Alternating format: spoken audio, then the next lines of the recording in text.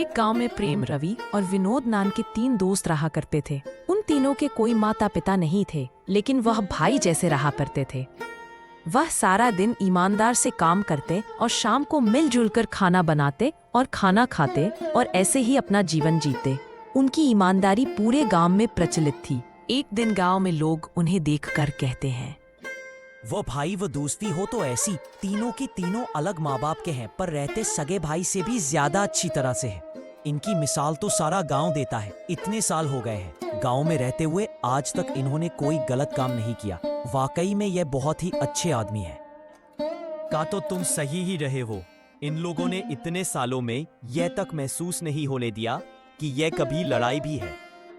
अरे सगे भाइयों में भी लड़ाई हो जाती है, लेकिन इनके दोस्ती तो देखो, सगे भाई से भी ज्यादा है। इसी तरह सारा गांव उनकी दोस्ती की बातें करता था। इस तरह आसपास के गांव में भी उनके चर्चे होने लगे। वह दिन भर काम करते, शाम को घर पर आकर सारा पैसा एक दूसरे में बांट लेते। और एक दिन गांव में एक आदमी आता है और कहता अरे है, भाई कैसे हो, मुझे पता जानना है, क्या आप बता सकते हो? हाँ, पता तो बता देंगे, लेकिन ये तो बताओ कि तुम हो कौन। हमने तुम्हें पहले तो कभी नहीं देखा इस गांव में। लगता है इस गांव के नहीं हो तुम। अरे इस गांव का होता तो पता थोड़ी ना पूछता तेरे से। मैंने सुना है कि तुम्हारे गांव में 3 दोस्त रहते हैं, प्रेम, रवि और विनोद नाम के। तो मुझे उन्हीं का पता पूछना है कि वहां कहाँ रहते हैं। मुझे उनसे कुछ काम था। हाँ ठीक है, मैं अभी बताता हूँ। वो जो आगे की गली दिख रही है, वहाँ से जो 5वां घर होगा, वही उन लोगों का घर है। और थोड़ा सा तमीज से बोलना सीख जाओ, नहीं तो पिट कर जाओगे। अरे तेरा शक्ल देखिए, तूने बेवकूफ, अपने काम से कम रख, चल जा निकल। ऐसा कहकर वह आदमी उन तीनों के घर पर चला जाता है। वह तीनों उसे आदमी को देखकर हैरान होते हैं। कैसे हो भाइयों, पहचाना नहीं क्या मुझे पता है तुम मुझे देखकर हैरान क्यों हो रहे हो। दरअसल मैं फांसी के गांव का एक बहुत बड़ा सेठ हूँ और मैं तुम्हारी दोस्ती के चर्चे सुने थे, इसीलिए तुमसे मिलने आ गया। तभी प्रेम बोलता है, और ये सेठ जी, आज हमारे इस गरीब कुटिया में कैसे आना हुआ? अरे नहीं भाई, मुझे तुमसे कुछ काम नहीं था। मैं तुमसे ऐसे ही मिलने आया था, लेकिन मैं तुम्हें एक ऐसी बात बताने आया था जिससे तुम्हारी जिंदगी सुधर सकती है। ऐसी कौन सी बात है? हमें तो पता ही था कि एक सेठ बिना काम के किसी के पास नहीं जा सकता। बताइए क्या काम था? अरे मैं जो है तुम्हें एक ऐसा राज बताने वाला हूँ जिससे मैं अमीर हुआ था और जिससे तुम भी अमीर हो सकते हो। लेकिन मेरी एक शर्त है कि तुम्हें उसके बारे में और किसी से बात भी नहीं करनी है। ऐसा कौन सा राज है, और भला आप हमें क्यों बताने लगे ऐसे राज? आप तीनों बहुत ही सच्चे दिल के हो। आप लोगों की मदद करते हो और खुद के भी साथ भाइयों जैसे रहते हो। इसी वजह से मुझे तुम लोगों का व्यवहार अच्छा लगा और मुझे लगता है कि मुझे वह राज तुम लोगों को भी बताना सही होगा। अब मैं तुम्हें वह राज बताता हूँ। दरअसल एक समय जब मैं जवान हुआ करता था तो मैं एक पहाड़ी पर गया था। दरअसल पहाड़ी पर मैं इसलिए गया क्योंकि मैं रास्ता भटक गया था और वहां पर जो मैंने देखा उसे मेरी आंखें पार्टी की पार्टी रह गई।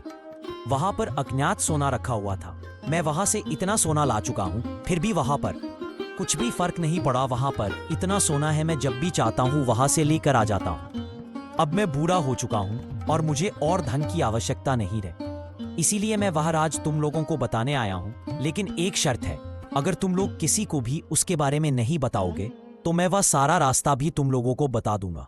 अच्छा सेठ जी, यह बात है, हम वादा करते हैं हम तीनों भाई किसी से भी नहीं कहेंगे। लेकिन आप हमें वह रास्ता तो बताइए जिससे उसका गाने तक पहुंचा जा सकता है। फिर वैसे तुम तीनों को खजाने तक का रास्ता बता देता है। वह तीनों बैठकर सोचते हैं। सुनो प्रेम और विनोद, ये सेठ फालतू की बात कर रहा है। भला ये हमें क्यों ही वह राज बताने लगा?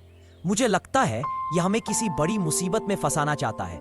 अगर यह पैसे खुद लेकर थक गया था तो इस राज्य के राजा को बताना चाहिए था ताकि इस राज्य का विकास हो सके। लेकिन ये हमें भला क्यों कहने लगा? कहीं ना कहीं मुझे लगता है कि इसमें इस सेठ की कुछ ना कुछ तो चाल है। अरे नहीं नहीं, इसमें वो सेठ सही कह रहा होगा। क्या पता हम सही में ही अमीर हो जाएं। कब तक हम सुबह उठकर मजदूरी करने जाएंगे, और हमें शादी भी तो करनी है, उसके लिए पैसे भी इकट्ठा हो जाएंगे। रोज रोज इस जिंदगी से थक गए हैं, एक बार एक बड़ा हाथ मार ही लेते हैं, या तो पर हो जाएंगे नहीं तो डूब जाएंगे। ज्यादा से ज्यादा क्या हो जाएगा? मुझे लगता है हमें एक बार जाना ही चाहिए। प्रेम तुम मान जाओ, रवि सही ही कह रहा है। मुझे भी ऐसा ही लगता है कि वह सेठ इतना भोला नहीं है कि वह लोगों को बताता फायर अमीर होने का राज इतना ही। अगर वह दयाल था तो क्यों गरीबों को पैसे नहीं देता? अगर उसकी जगह में होता तो गरीबों को फ्री में ही सारी चीज दे देता। लेकिन वह हम तीनों को ही यह चीज बताने क्यों आया? और उसने यह भी कहा कि और भी किसी व्यक्ति को यह चीज मत बताना। बेवकूफ की तरह बातें मत करो तुम दोनों। यही सही वक्त है, क्या पता भगवान हमारी ईमानदारी का फल देना चाहते हो और हम है कि वो फल लेने से मना कर रहे थे। हमें एक बार तो जाना ही चाहिए, ज्यादा से ज्यादा क्या ही हो जाएगा। या तो सोचो, तुम हमारे ना तो कोई परिवार है और ना ही रिश्तेदार, तो तुम लोगों को किस बात का डर है?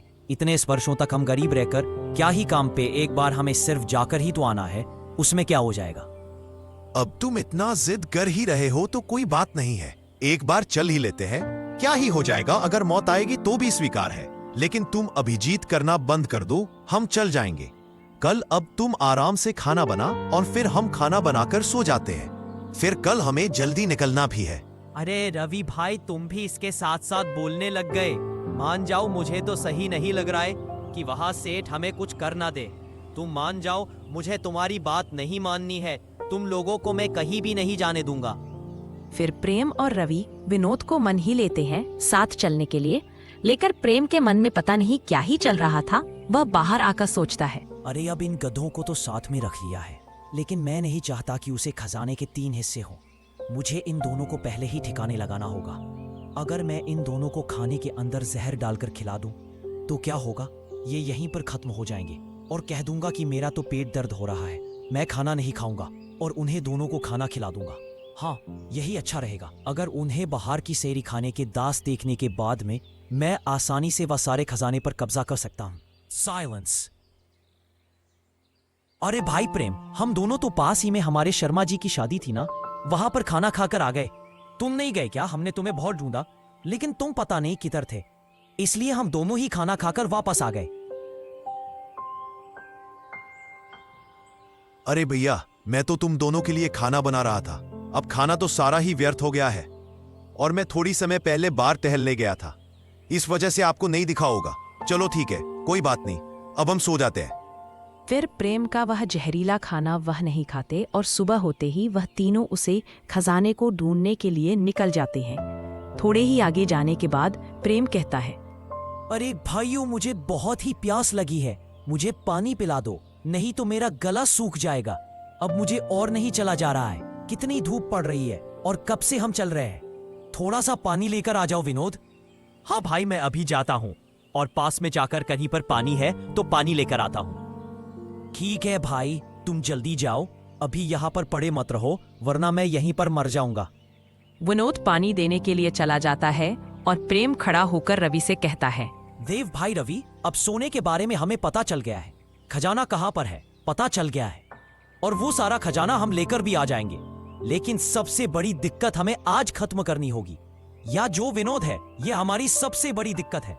ये काफी ज्यादा ईमानदार बनता है, लेकिन इसके पास ईमान ही बचेगा, दूसरा कुछ नहीं। लेकिन हम अगर बेईमानी करके इसे यहीं पर मार देते हैं तो हम बनेंगे ईमानदार व्यापारी और हमारी दुकान का नाम भी ईमानदार व्यापारी देखेंगे। हम वो सारा धन लकड़ कहीं पर इन्वेस्ट कर देंगे। तुम समझो, अगर हम इसे यहीं पर मारते हैं तो इसमें हमारी भलाई है। नहीं नहीं, यह क्या कह रहे हो तुम? आखिर कैसा भी है तो हमारा दोस्त है और इतने वर्षों तक हम साथ में रहे हैं, एक ही पल में हम उसे दूर नहीं कर सकते। कुछ तो सोचकर बोला करो तुम, यह नहीं हो सकता। अरे तुम मान जाओ, जब हमारे पास पैसा होगा तो लोग जाएंगे, तुमसे इज्जत होगी और हमारा नाम भी होगा, जिसकी वजह से यह सारी दोस्ती दोस्ती वापस आ जाएगी। इसकी टेंशन तुम मत लो। तुम बस पैसे कमाने पर ध्यान दो, खजाना लूटने पर ध्यान दो। क्या तुम मेरी बात से सहमत हो? और सहमत हो तो मैं जो कहता हूं वह करो, जिससे हम दोनों का फायदा रहे। फिर सभी प्रेम की बातों में आ जाता है और वे दोनों मिलकर उसे मारने की साजिश कर देते हैं। और तभी वहीं पर विनोद आ चुका होता है। अरे भाई, मैं बहुत ढूंढा, लेकिन मुझे पन्नी तो कहीं पर भी नहीं मिला, लेकिन जंगली जानवर मिल गया, इसीलिए मैं वापस भाग कर आ गया। मुझे माफ कर दो, मैं काफी घूमा, लेकिन मुझे पन्नी कहीं पर भी नहीं मिला। अरे कोई बात नहीं, यहाँ पर राहगीर चल रहा था, उसने हमें पानी पिला दिया, इसलिए मैं अब ठीक हूँ। अब हम आगे का रास्ता तय करते हैं।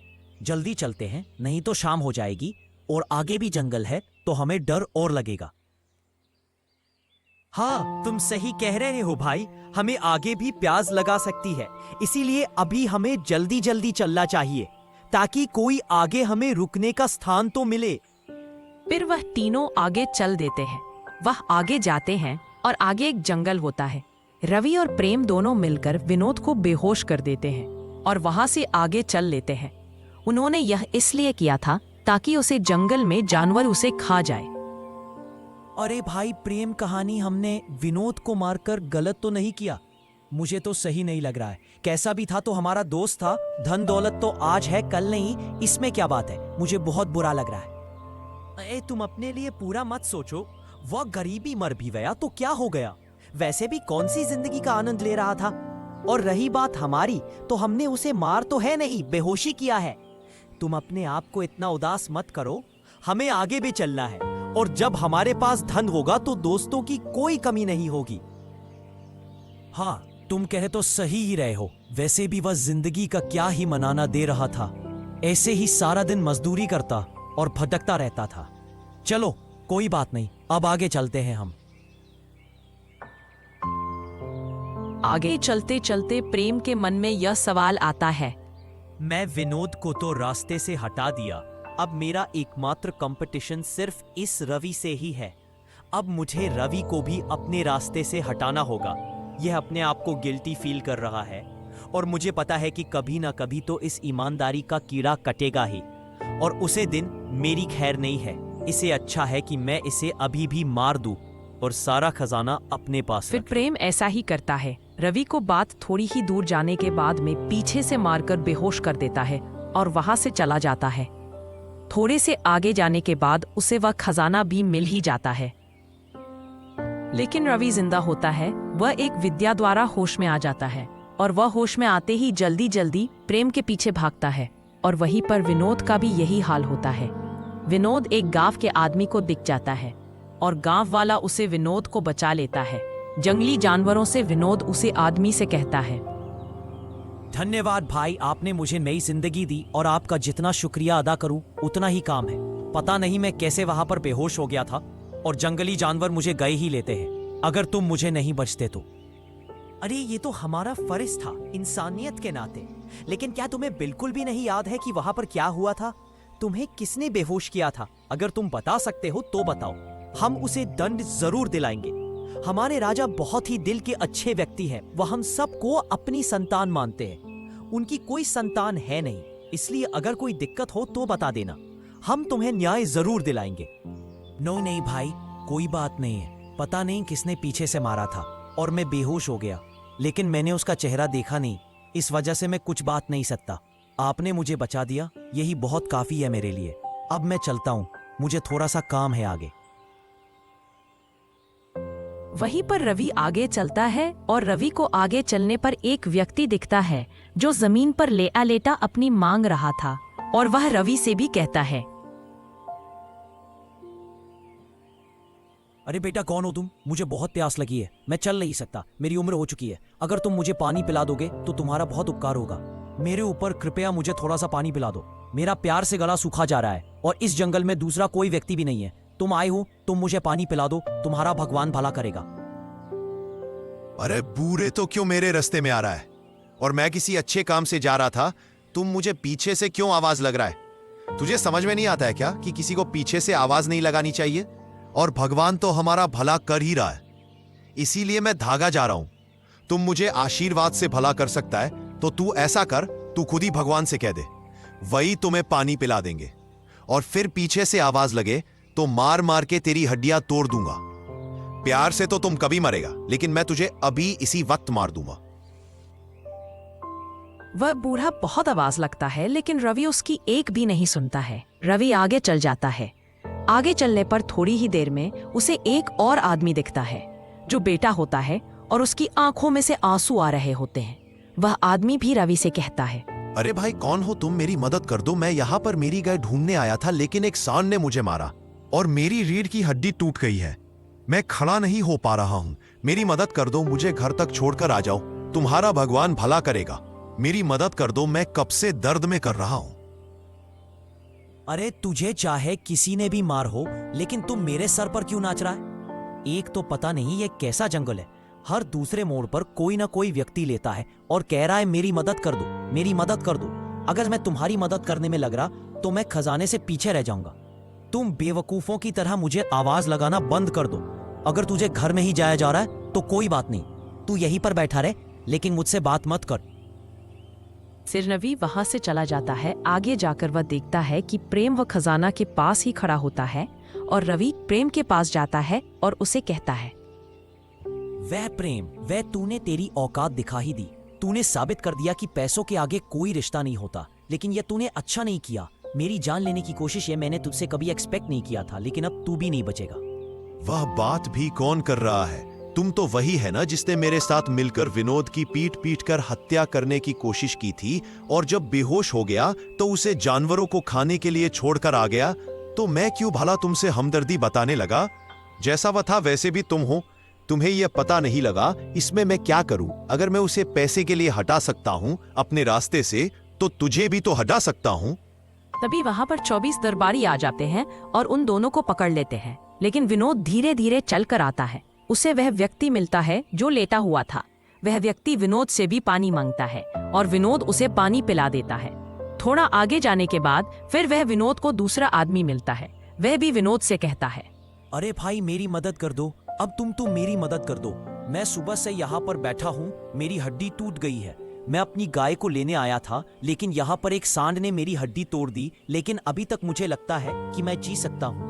अगर मुझे समय पर मेरे घर पहुंचा दिया जाए तो मेरे घर के पास ही एक बेड है, वह मेरा इलाज कर देगा। मेरी मदद कर दो, तुम जो कहोगे मैं वह कर दूंगा। भाई प्लीज मेरी मदद कर दो। अरे कोई बात नहीं, मैं अभी तो आपकी मदद कर देता हूं। मैं आपके घर छोड़कर आ जाता हूं। आप मेरे सामने ऐसी बात मत कीजिए। मैं तो बिना कुछ लिए ही आपके घर पर छोड़ दूंगा। मुझे कुछ नहीं चाहिए, इंसानियत ही सबसे बड़ी चीज है।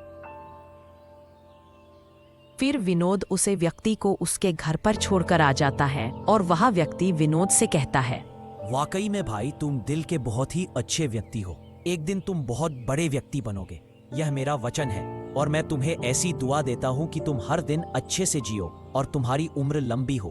तुम्हारे जैसे ही व्यक्ति की जरूरत इस राज्य को है। मैं तुम्हें दुआ देता हूँ कि तुम ही इस राज्य के राजा बनोगे।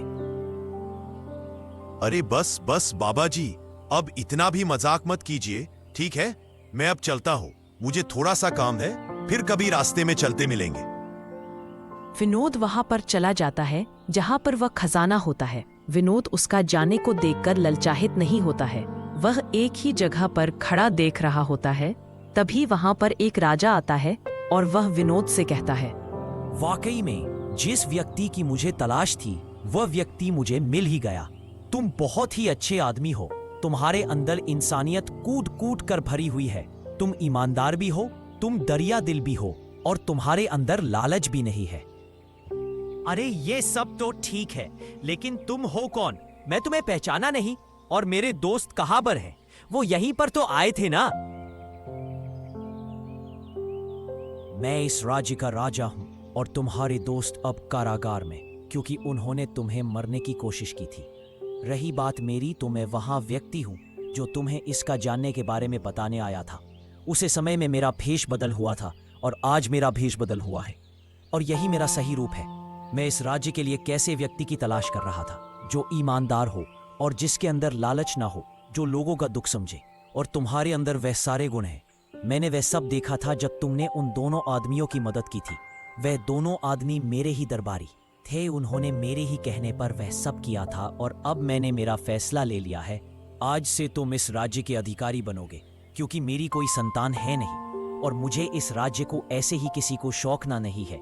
तुम्हारे दोस्तों को भी यह मौका मिला था, लेकिन उन्होंने उन बूढ़े व्यक्तियों को फटकार कर भगा दिया, इसलिए वह आज कैद में है। राजा साहब, मेरा कहना मानिए, मेरे दोस्तों को कारागार से निकाल दीजिए। कैसे भी है मेरे दोस्त है। कहीं ना कहीं तो उन्होंने भी सच्ची दोस्ती निभाई थी, लेकिन पैसों के लालच में उन्होंने यह सब काम कर दिया। आप एक बार मेरे कहने पर उन्हें रिहा कर दीजिए। आगे से वो ऐसी गलती नहीं करेंगे। वह विनोद, वह तुम्हारी इसी दरिया दिल्ली की वजह से मैं तुम्हें चुना। ठीक है, हम उन्हें रिहा कर देंगे और तुम्हें आज ही से हम इस राज्य का राजा घोषित करते हैं। अब हम तो जंगलों में जा रहे हैं, साधना करने के लिए, भगवान का नाम लेने के लिए। आज से तुम्हें ही इस राज्य को संभालना है। फिर विनोद को उसे राज्य का राजा बना दिया जाता है। रवि और प्रेम बहुत ही शर्मिंदा होते हैं। राजा उसे राज्य को छोड़कर जंगलों में चला जाता है और विनोद उसे राज्य का अधिकारी बन जाता है।